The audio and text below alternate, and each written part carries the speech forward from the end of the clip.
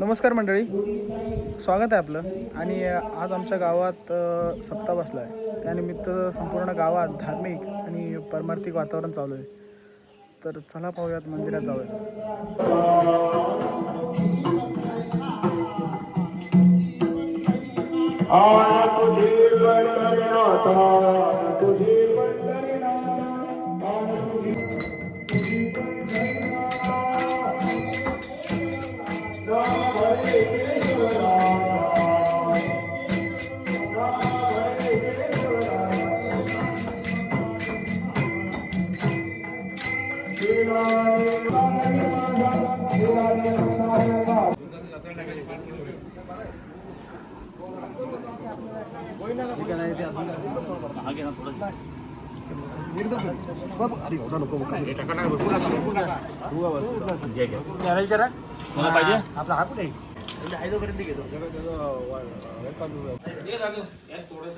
संकेत, आज आपल्या गावात सप्ताह बसला आहे आणि आपल्या गावातला मोठ्या प्रमाणात तरुण वर्ग म्हणजे आपली ही पिढी ही पण यात एकदम आनंदाने उत्साहाने सहभाग झाली.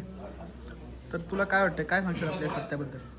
सांगायचं झालं तर परमार्थ हा झाला पाहिजे, कारण आपला हिंदू धर्म टिकवायचा म्हटला तर या गोष्टी चालल्या पाहिजेत.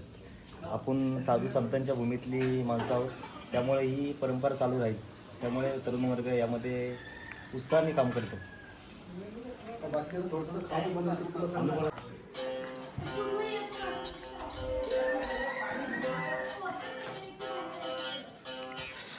हा जो अखंड हरिनाम यज्ञ आहे, यामध्ये हा जो विना आहे तो या 2.5 दिवसामध्ये खाली टेकवायचा नसतो. आमच्या गावात 1-1 तासाची सर्वांची पाळी लावलेली आहे. ही 1-1 तासांनी सर्व ग्रामस्थ येऊन हा विना घेतात.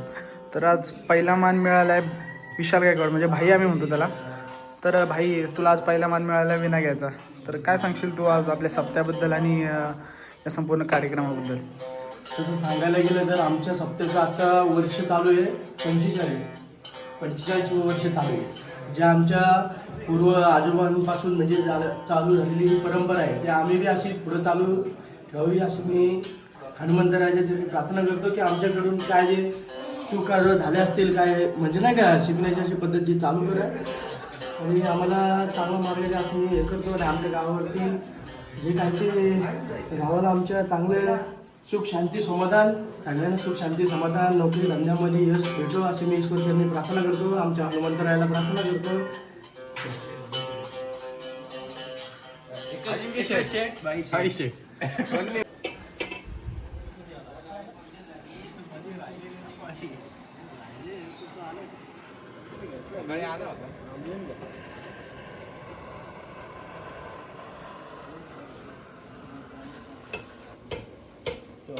एक्सप्रेस बघ काय 40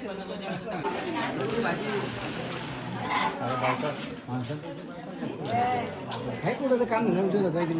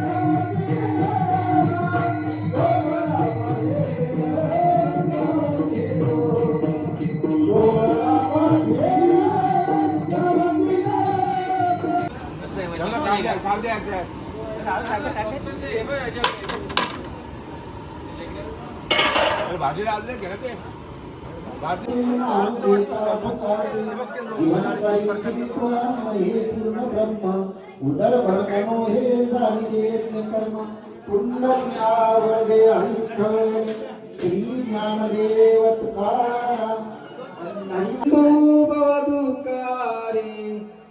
सुजवीन शंभो मद कोण पारी जय जय रघुवीर समर्थ समर्थ रामदास स्वामी महाराज की जय अलंकापुरी पुण्यभूमी पवित्र तेथे नांदतो ज्ञानराजा